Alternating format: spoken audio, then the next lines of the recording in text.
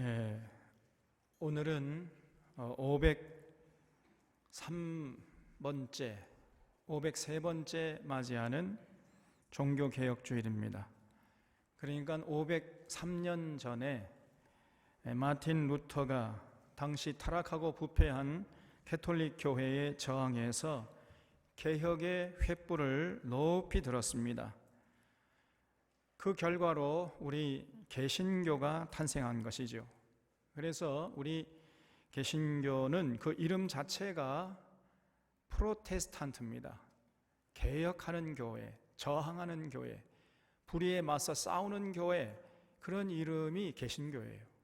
이름 자체가 프로테스트, 저항하는 교회인 것입니다. 그래서 교회는 항상 개혁해야 됩니다. 반드시 개혁의 도중에 있어야 돼요.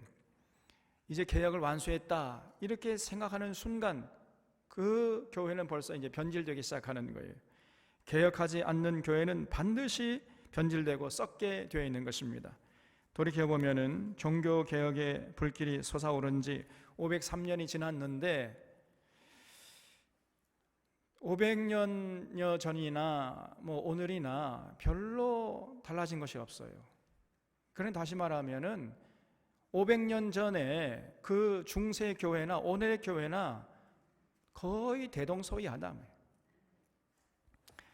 그래서 종교개혁은 미완으로 남아있고 오늘도 우리는 여전히 개혁의 장도에 있음을 잊지 말아야 하는 것입니다. 게다가 요즘 한국교회를 보면서 이구동성으로 한국교회의 위기를 언급합니다. 더 이상 이대로는 안 된다는 말이 여기저기에서 터져 나옵니다. 특히 이번 코로나 바이러스로 인해서 한국교회의 민낯이 다 드러나 버렸어요.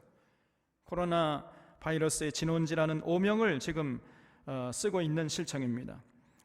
이제 교회가 세상의 빛과 소금이라는 말이 무색해졌습니다.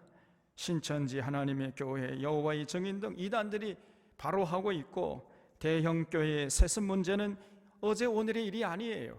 거의 세습을 하지 않는 교회가 없을 정도로. 왜 세습이 이렇게 문제가 되는 겁니까? 저 시골에 어느 조그마한 교회에서 세습한다면은 누가 세습한다고 뭐라고 하겠어요? 오히려 그것은 더 칭찬받아야 할 일입니다. 그러나 저 대형 교회에서 세습한다는 것은 이것은 부끄러운 것이고 하지 말아야 되는 거예요. 그런데 버젓이 다 하고 있습니다. 그 교인들은 다 그걸 용납하고 있고, 세습하는 교회에 다니는 이런 대형 교회 성도는 저는 머저리라고 생각해요. 머저들입니다.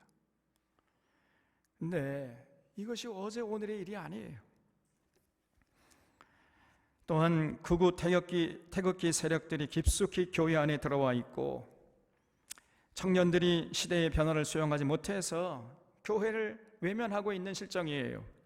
뿐만 아니라 교회 안에 거짓된 가르침들이 난무하고 있습니다. 기복신앙, 번영신학이 넓게 퍼져 있고 신비주의 이 방언 문제가 너무나 심각합니다. 그리고 성경에 대한 오해와 무지가 이제 더 이상 교회를 지탱할 수 없을 정도로 그런 지경에 이르게 만들었습니다. 그래서 많은 사람들이 예수님은 좋은데 교회는 싫다 이러면서 교회에 안 나가는 성도들이 많아요. 교회에 안 나가를 거꾸로 해보세요. 안 나가, 가나안.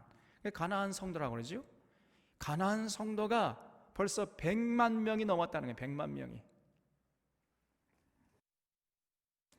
그래서 과거 중세의 캐톨릭보다 한국교회가 더 부패했다는 이런 자조 섞인 탄식이 터져 나오는 것입니다. 이런 가운데 다시금 종교개혁주의를 맞이하면서 우리는 어디서부터 교회를 새롭게 하고 건강한 교회를 세우는 단초를 마련할 수 있겠습니까, 여러분? 우리는 반드시 건강한 교회를 세워야 됩니다. 왜냐하면 건강한 교회를 이루는 것이 우리에게 진실로 하늘의 생명과 복락을 가져다 두기 때문에 우리 모두가 건강한 교회를 세우는 데 관심을 갖고 함께 동참해 줘야 돼요.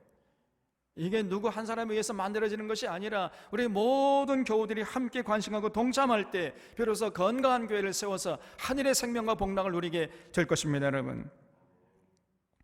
그래서 성령님은 어찌하든지 간에 건강한 교회를 세우려고 하고 악령은 수단 방법 가리지 않고 교회를 타락시키려고 변질시키려고 하고 있는 것입니다. 그래서 우리는 기필코 성령님의 도우심을 따라서 우리 모두 함께 힘을 합해서 건강한 교회를 이루어야 하는 것이죠. 이런 우리들에게 오늘 본문 말씀은 너무나 중요한 거예요.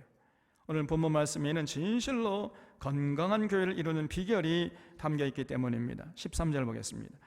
예수께서 빌립보 가이사랴 지방에 이르러 제자들에게 물어 이르되 사람들이 인자를 누구라 하느냐 그랬어요.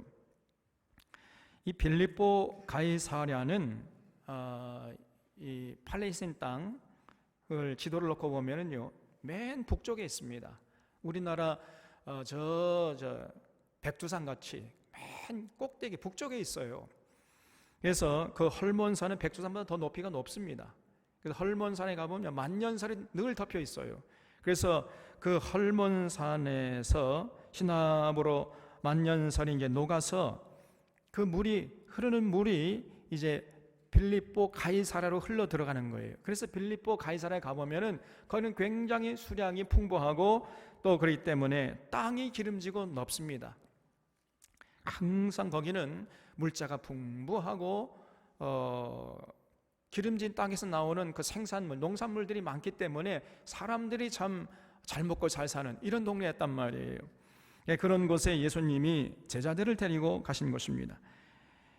그러니까 이제 공생의 3년을 마무리하는 그런 차원으로 제자 훈련 다 마쳤잖아요. 마칠 즈음에 예수님께서 일종의 제자들을 데리고 소풍을 가신 것이죠.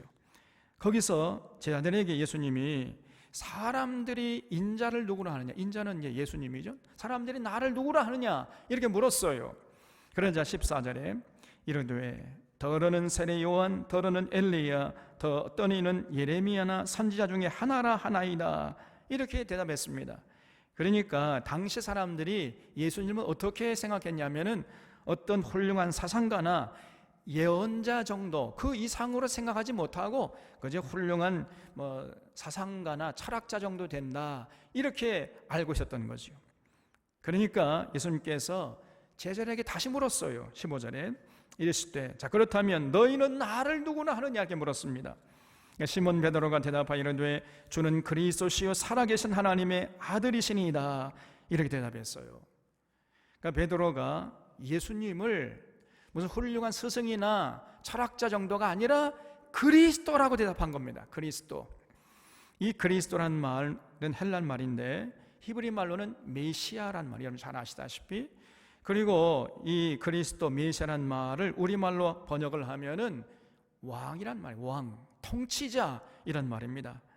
그리고 그 다음에 하나님의 아들이라고 고백했지요. 그러니까 그리스도의 하나님의 아들이십니다. 이 말을 종합해서 쉽게 해석을 하면 무슨 말이냐면은 예수님이 왕은 왕이신데 보통 왕이 아니라 만왕의 왕이라는 거예요. 만왕의 왕. 그렇기 때문에 그 이제 만왕의 왕이 되신 예수님을 왕으로 모시고 그 예수님의 통치를 받아 살겠습니다 라는 그런 그 고백이 그 신앙 고백 속에 담겨 있었던 것입니다. 이런 고백을 듣고 예수님이 아주 흡족해 하셨어요. 그러니까 오늘날 하면은 100점짜리였던 거예요. 시몬 바요나 시몬 참 잘했다. 그래서 예수님이 칭찬을 했습니다. 17절에 보면 예수께서 대답하여 이르시되 바요나 시몬아 내가 복이 있도다. 이를 내게 알게 한 이는 혈육이 아니요 하늘에 계신 내 아버지시니라 이렇게 칭찬하시면서 18절에 또 내가 내게 이르노니 너는 베드로라 그랬어요. 내가 이 반석 위에 내 교회를 세우리니 음부의 권세가 이기지 못하리라 그랬습니다.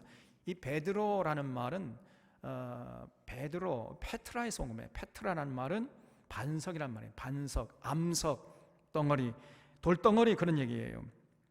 그러니까 내가 이 반석, 이 돌덩어리 위에 내 교회를 세우리니 음부의 권세가 이기지 못할 것이다. 이렇게 예수님께서 말씀하신 것입니다. 거기 이 반석 위에 내 교회를 세우리니 한번 주쳐보세요. 이 반석 위에 내 교회를 세우리라 할 때 이 반석이 무엇이냐? 도대체 예수님이 무엇을 보고 이 반석이라고, 이 돌덩이라고 했느냐, 여기에 대한 해석이 분분해요. 여러 가지 주장이 있습니다만은 캐톨릭은 이 반석이 바로 베드로다. 그래서 베드로가 이 캐톨릭의 일대 교황이라는 거예요. 그런 식으로 해석을 해버려요. 그거는 틀린 해석입니다. 잘못된 해석이에요. 예수님이 얘가 이 반석 위 할 때 그 반석은 베드로를 말하는 것이 아니라 베드로의 신앙 고백을 말하는 것입니다. 다시 말하면은 주는 그리스도시요 살아계신 하나님의 아들이십니다 라고 고백하면서 만왕의 왕이신 예수님의 통치를 받아 살아가는 자들을 모아서 교회를 세우겠다는 거예요. 그러니까 건강한 교회는요, 그 공동체 구성원 모두가 예수님을 만왕의 왕으로 모시고 예수님의 통치를 받고 예수님의 가르침대로 살아가야 돼요. 그런 교회가 비로소 진정한 건강한 교회가 되는 것입니다. 그렇게 되면요, 그런 교회는 반석 위에 선 교회가 되는 것이고, 그리고 그런 교회는요 결코 음부의 권세가 이기지 못하는 거다. 절대로 음부의 권세가 이길 수가 없습니다, 여러분. 그동안 기독교 역사적으로 볼 때 이 베드로의 신앙 고백 위에 서 있는 교회는 진실로 결코 무너지지 않았습니다. 그야말로 반석 위에 선 교회가 된 거예요. 모든 교회 구성원들이 이 고백 위에 서서 살아갈 때 그 어떤 어둠의 세력들이 교회를 무너뜨리지 못했습니다. 그게 바로 이 역사가 증명해 주는 거예요. 과거 초대교회 시절에 로마 황제들이 무려 250년 동안이나 교회를 핍박했어요. 여러분, 250년을 핍박했다니까요. 로마 황제들 10명이 계속해서 바톤 타치를 이어받아가면서 250년 동안이나 초대교회를 핍박했습니다. 그러면 교회가 역사의 무대에서 사라져야 하는 거 아니에요? 그러나 놀랍게도요, 그렇게 핍박을 받으면 받을수록 교회가 무너지고 사라지는 것이 아니라 더욱 들불처럼 무섭게 퍼져나가 버린 거예요. 그리고 오히려 교회를 무너뜨리려던 로마가 무너지고 말았던 것입니다. 여러분 꼭 기억하시기 바랍니다. 교회는 밖의 위협 때문에, 밖의 핍박 때문에 무너지는 것이 아니고 안에서의 부패와 타락으로 무너지는 것입니다. 교회가 건강하면 절대로 외부의 음부의 권세가 교회를 무너뜨릴 수가 없는 것이에요. 아니, 음부의 권세가 위세를 떨치면 떨칠수록, 그래서 교회를 핍박하면 핍박할수록 더 건강한 교회라면 무너지는 것이 아니고 더욱 들불처럼 강인하게 퍼져나가는 것이, 이것이 역사의 증거인 것입니다. 그러므로 우리는 이 어둠의 세력들이 강해지는 것을 걱정할 것이 아니고, 교회가 과연 건강하냐 건강치 못하냐, 이 교회의 건강치 못함을 우리는 걱정해야 하는 것입니다. 어둠이 짙어하는 것이 문제가 아니고 빛이 약해지는 것이 진실로 문제이기 때문이에요. 그러므로 우리 모두가 이 베드로의 신앙 고백대로 살아가는 것이 중요한 것이에요. 예수님을 왕으로 모시고 예수님의 가르침을 따라서 사는데 초점을 맞추고 살아가는, 거기에 우리의 신앙의 관심과 열정을 다 불태워야 하는 것입니다.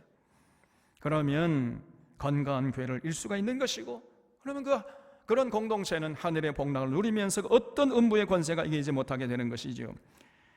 그런데 이렇게 건강한 교회를 이루게 되면요, 그 정도에서 그치는 것이 아니에요. 19절에 내가 천국 열쇠를 내게 주리니 내가 땅에서 무엇인지 매면 하늘에서도 매일 것이요 내가 땅에서 무엇인지 풀면 하늘에서도 풀리리라 하시고, 이에 제자들에게 경고하사 자기가 그리스도인 것을 아무에게도 이르지 말라 하시니라 그랬죠.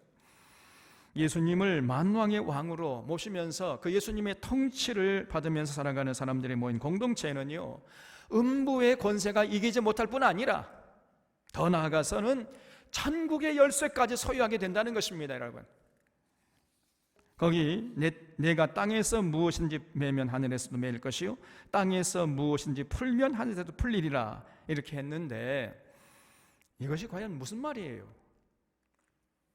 제가 몇 번 말씀드렸습니다마는 그건 다른 뜻이 아니라 건강한 교회의 교적부에 자신의 이 개인의 이름이 기록되는 순간 하늘의 생명책이 기록된다는 거예요. 이것이 땅에서 매면 하늘에서 맨다는 뜻입니다. 땅에서 풀리면 하늘에서 풀린다는 말이 무슨 뜻이에요? 그 건강한 교회의 교적부에서 그 이름이 제명되는 순간에 하늘의 생명책에서도 그 이름이 제거된다는 것이에요. 다시 말하면 건강한 교회가 천국의 열쇠까지 소유하게 된다는 것입니다, 여러분. 그러므로 건강한 교회를 이루는 것이 얼마나 중요한 것입니까, 여러분? 우리의 삶의 궁극적인 목적이 무엇입니까? 천국을 맛보고 천국을 누리고 천국 가는 거 아니에요? 우리는 반드시 천국을 맛보다가 천국의 주인공이 되어야 할 줄로 믿습니다, 여러분. 여기에 관심 갖고 사는 자가 진실로 지혜로운 자, 행복한 자예요. 이 땅에서 뭐 부귀영화 누려봤자요, 별거 아닙니다. 아무리 부귀영화 누려봤자, 높은 권세 누려봤자요, 높이 올라가면 올라서 바람만 세져요. 여러분, 저 산에 올라가 보세요. 세상 부귀영화 누리는 거 아무것도 아닙니다. 그들도 돈 많다고 해가지고 세끼 먹고 4끼 먹고 5끼 먹고 그러지 않아요. 그들 3끼 먹고 우리도 3끼 먹어요. 그들보다 오히려 우리가 더 잘 먹어요. 뭐가 부럽습니까, 여러분? 그래서 세상 부귀영화 이런 데 관심 갖고 사는 건 어리석은 자예요. 진실로 우리가 이 땅에서 어떻게 하면 천국을 맛보고 누리다가 영원한 천국의 주인공이 될 것인가, 여기에 관심 갖고 사는 것이 진실로 지혜로운 자의 행복한 자인 것입니다. 그러면 그 비결이 무엇입니까? 우리가 함께 건강한 교회를 이루는 것이에요. 그러면 날마다 천국을 맛보다가 영원한 천국의 주인공이 되는 것입니다. 그러므로 이런 복락을 누리는 건강한 교회를 이루려면 반드시 우리 모두가 이 베드로의 신앙 고백 위에 서야 하는 것이고, 이 신앙 고백대로 우리가 실제로 삶의 현장에 나가서 살아야 돼요. 공동체 구성한 한 사람 한 사람이 베드로의 신앙 고백대로 예수님을 만왕의 왕으로 모시면서 예수님의 통치를 받아서 예수님의 뜻을 받들어서 살아가면은 음부의 권세가 이기지 못할 뿐 아니라 천국의 열쇠를 소유하는 교회가 되는 것입니다. 그야말로 반석 위에 서는 교회가 되는 거지요. 그래서 우리는 어떻게 해든지 예수님을 왕으로 모시고 예수님의 통치를 받아 살아가는 모습을 갖추고, 이런 모습을 절대로 잃어버리지 않아야 되는 거예요. 그런 면에서 늘 우리는 우리 자신들을 스스로 점검하고 혹시나 그런 부족한 모습이 있으면 빨리 그 돌이켜야 하는 것입니다. 이런 면에서 오늘 우리의 현실을 돌아보면요, 정말로 마음이 무겁습니다, 여러분. 오늘날 한국 사회는 많은 사람들이 말하는 것처럼 다원화된 사회입니다. 우리 사회에 세 개의 내노라 하는 고등 종교들이 다 들어와 있어요. 통계에 의하면요, 대략 개신교가 한 20% 정도 됩니다. 그리고 캐톨릭이 한 15% 정도 되고, 불교가 30%, 유교가 한 10% 정도 돼요. 그래서 전 세계적인 종교 들자면은 뭐 개신교, 캐톨릭, 뭐 동방종교는 좀 미미하지만은 뭐 동방종교요, 이런 그리스나 러시아 이런 데 가면요 거의 대부분이 동방종교예요. 그러나 지금 뭐 그건 좀 차치하고 개신교, 캐톨릭, 불교, 유교, 이게 4개의 고등 종교를 보게 되면 절묘하게 힘의 균형을 이루면서 공존하고 있어요. 여러분, 이런 경우는요, 세계 역사 속에서 그 유래를 찾아보기가 어려운 것입니다. 수많은 나라들이 종교 분쟁으로 얼룩져 왔고 지금도 종교 분쟁은 지속되고 있는 거예요. 종교 전쟁이 일어나면요, 이거는 도대체가 말릴 수가 없습니다, 여러분. 자기가 믿는 그 하나님을 위해서 싸우니까 이건 목숨 걸 싸우지 않겠습니까? 그래서 이 종교 분쟁처럼 무서운 일이 없는 거예요. 영국과 아일랜드는 오랫동안 이 캐톨릭과 개신과의 갈등으로 전쟁을 치러왔습니다. 그리고 지금도 원수처럼 지내고 있지 않아요? 또 인도와 파키스탄은 회교도하고 힌두교의 갈등으로 같은 민족임에도 불구하고 서로 싸우다가 이제 나라가 둘로 아주 갈라져 버렸어요, 완전히. 아프리카 소말리아의 삼국도 그 내부 사정을 들여다보면요, 자연재해로 인한 것이 아니고 부족 간의 종교 분쟁이 원인이었던 것입니다. 이 제1세기에서 이 서양 사람들이 들어가고 자꾸만 부족들 간에 이 종교 갈등을 불러일으킨 거예요. 그래서 치고받고 지금도 싸우고 죽이고 있는 것입니다, 여러분. 이렇게 여러 종교가 서로 반복하지 않고 함께 공존한다는 것은 참으로 어려운데 우리 한국은 다행스럽게 종교가 평화스럽게 공존하고 있습니다. 이것을 우리가 일컬어서 다원화된 사회라고 그래요. 다원화된 사회. 과거에 보수적인 교단의 성도들이 절에 들어가서 부처상에 머리를 그냥 땡강 잘라버린 적이 있어요. 그것이 믿음이 좋은 줄 압니다. 그러니까 불교가 가만히 있겠습니까? 불교가 빨건 일어나가지고 이게 잘못 더 이게 번지면요, 이게 종교 간의 분쟁이 되면 이거 정말 무서운 일입니다, 여러분. 그런 불장난을 했어요. 그래서 한때 이제 KNCC 총무가 불교계에 심심한 사과를 한 적도 있었습니다, 여러분. 또 어느 성도는요, 사찰에 저를 그냥 다 불질러 버리겠다. 사찰에 불을 놔가지고 큰일 날 뻔한 적도 있었습니다, 여러분. 그것이 믿음이 좋은 줄 알아요. 또 몰상식한 자들이 사찰에 가서 함부로 큰 소리로 고성방가를 하고 껌을 찍찍 씹으면서요, 이 스님들은 이 중놈들, 여러분, 이 불교 사람 불자들이 와가 여기 와서 이 목사님 나와라 그러면 좋겠습니까, 여러분? 이렇게 무리하게 행동을 해요. 그리고 그것을 신앙이 좋은 것으로 착각하는 것입니다. 그렇지 않습니다, 여러분. 그건 천박한 신앙이에요. 그래서 이런 극단적인 행동을 서슴지 않는 자들도 있습니다만은 그래도 한국 사회는 대부분 평화적으로 공존하고 있어요. 다변화된 사회인 것입니다. 그래서 연예인들이 이제 시상 연말 그 시상할 때 어느 연예인은요, 이렇게 여기까지 인도해 주신 부처님께 감사합니다. 그러면 또 다른 연예인 나와가지고 나는 하나님께 감사합니다. 이렇게 인사하잖아요. 여러분, 이런 모습은 그 어떤 나라에서도 볼 수가 없는 것입니다. 우리나라만의 아주 독특한 현상이에요, 이게. 그래서 다원화된 사회라고 얘기를 하는데, 그러나 정말 이 한국이 다원화된 사회인가? 이렇게 의문을 제기하는 사람이 있어요. 연세대 사회학과 교수인 박영신 교수라는 이 교수인데, 이 박 교수님이요, 한국 사회는 결코 다원화된 사회가 아니다, 이렇게 잘라 말합니다. 왜냐하면은요, 그 말하기를 겉으로 드러나는 현상만 보면은 다원화된 사회인 것처럼 보인다는 거예요. 그러나 그 내면을 깊숙이 들여다보면은요, 결코 다원화된 사회가 아니라는 거예요. 서로 나는 교회 다닌다 하고 나는 성당에 다닌다 하고 나는 불자라 하고 나는 유교도라고 하는데, 그러나 그들의 삶을 자세히 들여다보면은요, 전부 샤머니즘이라는 게, 샤머니즘이 뭐죠? 아주 원초적인 기복신앙의 근거를 둔 것을 샤머니즘이라고 그러잖아요. 예수께서 그리스도심을 믿는다면은 그 예수님이 왕이시고 내가 그 예수님의 그 왕 되신 예수님의 통치를 받고 살겠습니다라고 고백했다면은 진실로 삶의 현장에 나가서 그 예수님의 통치를 받아야 되는데, 실제 삶에서 살아갈 때문에 예수님의 통치를 받지 않아요. 예수님을 믿는 믿음은 믿음이고, 삶은 샤머니즘에 입각해서 생각하고 말하고 판단하고 결정하고 추진하는 것입니다. 그래서 믿음과 삶이 연결이 안 되는 거예요, 이게. 예수 믿는다고 하는데 실제적인 삶은 원초적인 기복신앙, 이 샤머니즘에 기초하고 있는 것입니다.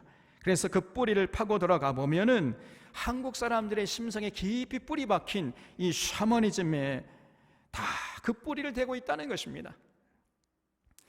그 샤머니즘이 모든 종교에 영양분을 제공하고 있다고 그 박 교수는 말하고 있어요. 땅 위에 드러난 모습들은 제각기 개신교요, 캐톨릭이요, 불교요, 유교라는 모습을 띠고 있지만은, 그러나 그 뿌리를 파고 들어가면은 샤머니즘이라는 한 뿌리에 다 대고 있다는 거예요. 한 뿌리에서 돋아난 4개의 꽃이다, 이렇게 표현하는 것입니다. 그래서 한국 사회는 다원화된 사회가 아니라고 그가 감히 주장하는 것입니다. 그래서 우리 사회는요, 샤머니즘이라는 종교밖에 없다는 거예요. 샤머니즘. 이러한 지적에 우리는 이의를 제기할 수가 없어요. 왜냐하면 그 말이 맞기 때문에, 사실이기 때문입니다. 교회 다니는 사람도요, 세상 사람들과 다를 게 없습니다. 하나도 다를 게 없어요. 불교 믿는 사람이나 유교 믿는 사람이나 캐톨릭 믿는 사람이나 개신교나 하나도 다를 게 없습니다, 여러분. 개신교도 그렇지만 캐톨릭도 마찬가지고요, 불교도 마찬가지예요. 불교도 샤머니즘적 불교예요. 유교도 샤머니즘적 유교고, 캐톨릭도 샤머니즘적 캐톨릭이요, 기독교, 개신교도 샤머니즘적 개신교입니다, 여러분. 하등 다를 게 없어요. 그래서 교회를 들여다보면은요, 세상적인 가치관이 그대로 통용되고 있잖아요. 아무리 직분은 서열이 아니라 해도 다 사람들이 직분을 서열로 생각하는 거예요. 교회 직분은 서열이 아니고 봉사직입니다. 봉사하는 것입니다. 이렇게 아무리 얘기를 해도 아니야, 교회 직분은 서열이야. 장로는 높고 안수 집사는 그 밑이고 서리 집사는 그 밑이고, 이렇게 생각하는 거예요. 여러분, 교회의 직분은 결코 서열이 아닐 뿐더러 교회는요, 오히려 큰 자가 작은 자를 섬기는 것이라 그랬잖아요. 예수님의 가르침 아닙니까, 여러분? 우리가 진실로 예수님을 만왕의 왕으로 믿고 고백한다면 그 믿음대로 생각하고 그 예수님의 가르침대로 우리가 따라서 살아야 할 거 아니겠습니까? 다시 말해서 예수님의 통치를 받고 그분의 가르침 입각해서 살아가야 되는데, 실제로는 그렇지 않아요. 실제 우리의 삶의 현장에 날아가서 살아가는 모습은 예수님이 우리의 왕이 아닙니다. 우리의 왕은 따로 있어요. 또 요즘 우리는 새벽기도 시간에 사사기를 가지고 은혜와 진리를 나누고 있습니다. 사사시대는 모세가 죽은 후에 여호수아가 가나안 땅에 정착한 후로부터 시작해가지고 왕정시대가 시작되기 전까지 약 360년간의 이스라엘 역사를 기록하고 있습니다. 그런 책이 바로 사사기라는 책이에요. 근데 그 사사기에서 보여주는 그 이스라엘의 그 사회가 영적 어둠이 굉장히 심했어요. 하나님께 기쁨을 드리고 하나님이 주시는 복락을 누리는 시대가 아니고, 언제나 그저 하나님을 근심케 하고 하나님을 분노케 하면서 하나님의 저주의 심판을 받아가지고 개인은 불행해지고 사회는 불안해지고 국력은 약화되다가 결국 이방 민족의 식민지로 전락하는 이런 역사를 360년 동안이나 끊임없이 반복했던 것입니다. 도대체 그 이유가 무엇이냐? 사사기 끝장인 사사기 21장 25절에서 이렇게 고발하고 있어요. 그때에 이스라엘의 왕이 없으므로 사람이 각기 자기 소견에 옳은 대로 행하였더라 그랬어요. 그러면서 이제 사사기가 끝이 납니다. 당시 이스라엘 백성들이 하나님을 왕으로 섬기지 않고 각기 제 소견에 옳은 대로 살았다는 거예요. 쉽게 말하면은 하나님이 왕이십니다라고 고백은 잘해요. 고백은 해놓고 나가서는 실제로는 자기가 왕이에요. 자기 멋대로 자기 하고 싶은 대로 제 소견에 옳은 대로 그냥 생각하고 판단하고 결정하고 추진해버리는 것입니다. 그들이 사유하고 판단하고 결정하고 행동하는 어떤 객관적인 기준이 없었던 거예요. 그냥 모두가 너나 나나 할 것 없이 높은 자나 낮은 자나 종이나 자유자나 부자나 가난한 자나 남자나 여자나 할 것 없이 전부 자기들의 소견에 옳은 대로 그냥 생각하고 판단하고 결정하고 행동해버려요. 그 어떤 통제도 받지 않고 그저 자기 감정에 충실한 삶을 살았고 자기 하고 싶은 대로 살았어요. 그냥. 여러분, 그러면 안 되는 거 아닙니까? 가만히 보니까 이웃에 멋진 보석이 있어요. 야, 나 보석 갖고 싶다. 갖고 싶다고 해가지고 그 이웃집에 있는 그 보석을 자기가 훔쳐가면 됩니까? 안 됩니까? 안 되잖아요. 근데 야, 저거 멋지다, 나 갖고 싶다 해서 어느 날 몰래 들어가서 이웃집 보석 훔쳐가 버려요. 그냥 제 소견에 옳은 대로 하고 싶은 대로 해버리는 것입니다. 그 사람을 통제하는 어떤 객관적인 기준이 없었어요. 이렇게 자기 중심적으로 자기 감정에 충실하면서 자기 생각대로 자기 하고 싶은 대로 하면서 살았던 것입니다. 모두가. 여러분, 이 사람의 생각과 감정이라는 것은 기복이 얼마나 심한지 몰라요. 이건 조변석계라고 그래요. 조변석계. 우리의 생각 아침 다르고 저녁 달라요. 아침에는 이랬다가 저녁에는 저랬다가 아주 종잡을 수 없는 것이 인간 아닙니까? 그래서 어떤 객관적인 기준에 의해서 생각하고 판단하고 결정하고 행동해야 되는데 당시 사람들은 그냥 각기 제 속에는 옳은 대로 살아버렸습니다. 그러니 그 사회가 어떻게 되었겠어요? 개인은 불행해지고 사회는 불안해지고 국력은 약화되다가 이방 민족의 식민지로 전락해 버렸던 것입니다. 그러면 하나님이 불쌍히 여기셔가지고 이제 사사라는 걸출한 사람을 보내셔서 구원해 주시면 잠깐 동안은 반짝 제 소견에 옳은 대로 사는 것을 이제 뒤로 미루고 하나님을 왕으로 삼고 하나님을 왕으로 모시고 하나님의 통치를 받으면서 살아가는 모습을 어느 일정한 기간 동안은 보여줘요. 그러다가 사사가 돌아가면 이제 금방 또 하나님의 은혜를 잊어버리고 하나님을 왕으로 모시던 삶을 팽개쳐버리고 또 제 소견에 옳은 대로 살아버립니다. 그러면 어떻게 되지요? 그러면 또 개인은 불행해지고 사회는 불안해지고 국력은 약화돼가지고 또 이방 민족의 식민지로 전락해요. 그럼 그때서 정신 차리고 뜨거 합니다. 하나님 제발 좀 살려주세요. 울부짖으면은 하나님께서 불쌍히 여기시고 또 사사를 보내줘요. 그러면 사사를 통해서 구원받으면 이제 일정한 기간 동안 반짝 하나님을 섬기는 척합니다. 하나님 왕으로 모시는 척해요.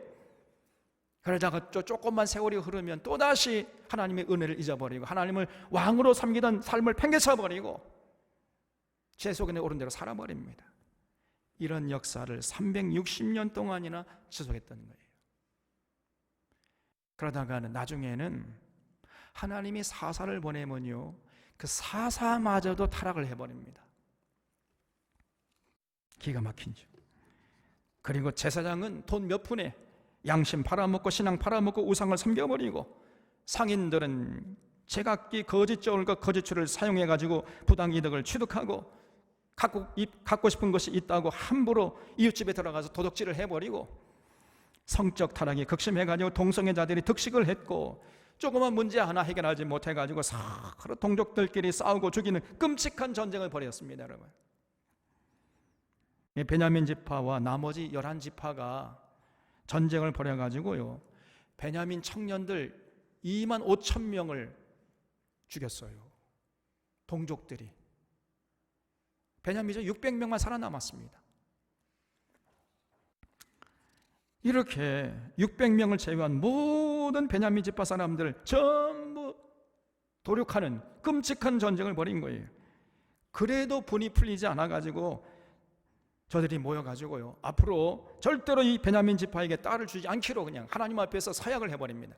만약에 우리의 딸들을 저 베냐민 그 청년들 600명에게 딸을 줘가지고 아내로 삼게 하면은 그 집안은 저주를 받아라, 그냥 저주를 퍼버렸어요. 이런 결정을 해놓고는요, 또 돌아서서 금방 후회를 해. 아이고 큰일 났네. 우리가 딸을 주지 않으면 저 베냐민 지파 사람들 아내를 구하지 못할 것이고, 그러면 자식을 낳지 못할 것이고, 그러면 저 베냐민 지파가 씨가 말라가지고 역사의 무대에 사라질 텐데 이 일 어쩌면 좋지? 그러면서 또 돌아서서 후회를 해. 또 그러니까 이들의 행동에는요, 어떤 객관적인 기준이 없었던 것입니다. 그 누구의 통제도 받지는 않고 그 무엇의 통제도 없이 오직 자기들의 감정에 충실해서 각기 제 소견에 옳은 대로 그냥 살아버렸어요. 그런 결과로 하나님의 저주가 가득한 시대를 이루었던 것입니다. 여러분, 그러므로 예수 믿는 자들은 절대로 각기 제 소견에 옳은 대로 살아가면 안 돼요. 여러분, 예수 믿는 자를 어떻게 정의할 수 있겠습니까? 나는 결코 제 소견에 옳은 대로 살지 않고 예수님이라는 그리스도 메시아 만왕의 왕의 통치를 받아 살겠습니다 라고 결단한 사람을 우리가 예수 믿는 자라고 한다는 것을 잊지 마시기를 바랍니다. 여러분, 예수님을 우리의 영원한 왕으로 모시고 삶의 현장에서 예수님의 뜻을 받들어 실천하면서 살기로 결단한 자들을 우리가 예수 믿는 자라고 하는 것입니다. 우리 모두가 이렇게 결단한 대로 살아갈 때 그때 비로소 우리가 건강한 교회를 이루어서 음부의 권세가 이기지 못하고 천국 열쇠를 소유한 그런 건강한 교회, 반석 위에 서는 교회를 세우게 되는 것이죠. 그리고 이런 교회들이 우리 교회뿐 아니라 전국 방방곡곡에 우죽순처럼 세워질 때 비로소 한국교회는 잃어버렸던 권위를 회복하고 세상의 빛과 소금으로서의 자리매김을 하게 될 것입니다. 이것이 오늘 종교개혁주의를 맞이하는 우리의 과제예요. 그러면 이렇게 예수님을 그리스도로 모시면서 그분의 통치를 받아 살아가기 위해서 가장 먼저 해야 할 것이 무엇이겠습니까? 그건 어쩔 수 없이 필연적으로 성경으로 돌아가서 창세기부터 요한계시록까지 한 권도 빼지 말고 기록된 원 목적대로 가르치고 배워서 이 공동체 속에 들어온 모든 사람들이 한 분도 예외 없이 예수님을 만왕의 왕으로 인정하고 그 예수님을 삶의 중심에 모시고 그 예수님의 통치를 받아서 다시 말해 예수님의 가르침을 따라서 생각하고 판단하고 결정하고 추진하는 살아가는 이런 모습을 보여드리는 거예요. 이 길 외에 다른 길이 없는 것입니다. 여러분, 우리가 좀 눈을 크게 떠서 전 세계적인 기독교의 분포도를 살펴보면요, 유럽 지역은 거의 캐톨릭이에요. 캐톨릭. 우리 개신교는요, 눈을 씻고 찾아봐도 찾기 어렵습니다. 거의 캐톨릭이에요. 다 성당입니다, 여러분. 그리고 러시아와 그리스는 아까 말씀드린 대로 동방정교회가 자리 잡고 있고, 개신교는요 독일하고 스위스, 그 종교 개혁에 발상됐던 독일과 스위스 그리고 네덜란드, 그 정도에서 우리 개신교를 발견할 수 있고요. 또 저쪽으로 이제 북미 대륙으로 넘어가면은 미국과 캐나다 정도, 그 정도고요. 우리 한국의 아시아에서는 뭐 한국 정도에서 겨우 명맥을 이어가고 있는 것입니다, 여러분. 그런데 이렇게 이제 이 예수 그리스도의 관계가 되는 이런 개신교 범주에 들어갈 수 있는 그런 종파들을 이렇게 살펴보면요, 유럽은 거의 캐톨릭이고 그리스나 러시아는 다 그게 동방 정교회고요. 개신교는 뭐 저 북미 조금 있고, 그 다음에 아시아 우리 한국 정도, 이 정도입니다. 그런데 이 캐톨릭은요 전혀 성경 안 가르칩니다. 성당 다니는 이 성도들 말해보면요 전혀 성경 몰라요. 그냥 맹탕입니다. 그러니까 어떻게 반석 위에 서는 교회를 이룰 수 있겠습니까, 여러분? 그리고 동방정교회도 가보면은요, 저들은 예배를 3시간씩 드린다니까요. 의자도 없이 서서 예배를 3시간씩 드려요. 거의 예전 중심이고, 그런데 성경은 전혀 가르치지 않습니다. 다시 말하면 이 동방정교회 신도들 성경을 아무것도 몰라요. 완전히 깡통이에요. 그러니까 거기 가보니 미신 충만해 있습니다. 또 저 남미도 캐톨릭이, 제가 언젠가 남미에 가서 성경 강좌하고 돌아갔다 그랬잖아요. 가보면 이 남미의 캐톨릭은 완전히 미신 덩어리입니다. 그러면 개신교는 좀 나으냐? 개신교도 거기서 거기에요. 별반 다르지 않습니다. 미국 교회나 한국 교회도 보면요, 우리가 자인할 수밖에 없잖아요. 그동안 성경을 안 가르치고 그저 그냥 예배에서 설교 중심으로 설교, 그냥 단편적인 설교 듣고 그것을 만족하는 신앙생활을 해왔잖아요. 신앙생활 10년 하고 20년 해도 성경 전혀 모릅니다. 그러니까 성경의 진리 위에 서 있는 교회가 역사적으로 볼 때 거의 없었다는 얘기예요. 그냥 성경을 단편적으로 알고 부분적으로 알고 미흡하게 알고 파편적으로 알고 심지어 왜곡되게 알고 있어요. 그러니까 예수님을 그리스도라고 고백은 하지만은 실제적으로 삶의 현장에서 예수님을 왕으로 모시고 예수님의 통치를 받는 삶은 살지 못하고 있는 것입니다. 이제 이런 식의 신앙생활은 우리가 더 이상 해서는 안 돼요. 빨리 벗어나야 하는 것입니다. 오늘 종교개혁주의를 맞이해서 우리가 하나님 앞에서 다시 한번 결단할 수 있기를 바랍니다. 예수님을 그리스도로, 주는 그리스도시요 살아계신 하나님의 아들이십니다. 고백한 대로 예수님을 만왕의 왕으로 모시고 그분의 가르침을 따라 사겠습니다. 이렇게 결단하고 실제로 이제 삶의 현장에서 성경의 모든 진리를 깨달아서 그 진리 따라서 생각하고 판단하고 말하고 행동에 살아가는 이런 자들이 되어주시기를 주님의 이름으로 부탁드립니다. 여러분, 그러할 때만이 우리 교회가 반석 위에 서는 건강한 교회가 될 것이고, 그리고 그런 교회들이 여기저기에서 일어날 때에 드디어 한국교회가 하나님의 영광을 돌려드리는 그런 귀한 교회로 회복되게 될 것입니다. 이런 모습이 일어날 수 있도록 여러분, 우리 사론의 교우들이 관심 갖고 참여해 주시고 기도해 주시기를 바랍니다. 기도하겠습니다. 하나님 아버지, 오늘 다시금 503주년 종교개혁주의를 맞이하면서 우리의 현실을 돌아볼 때 하나님 앞에 죄송한 마음을 금할 수가 없습니다. 저희들의 죄와 허물을 용서하여 주시옵고, 다시금 일어나서 반석 위에 서는 건강한 교회를 이루는데 우리 모두가 동참할 수 있도록 도와주시옵소서. 우리 공동체의 한 중앙에 예수님을 만왕의 왕으로 모시고 그분의 통치를 받아가는 건강한 교회를 세워나갈 수 있도록 이끌어 주시옵소서. 그래서 음부의 권세가 이기지 못하게 하시고 천국 열쇠를 소유한 건강한 교회를 함께 세워갈 수 있도록 도와주시옵기를 바라옵고 예수님의 이름으로 기도하옵나이다. 아멘.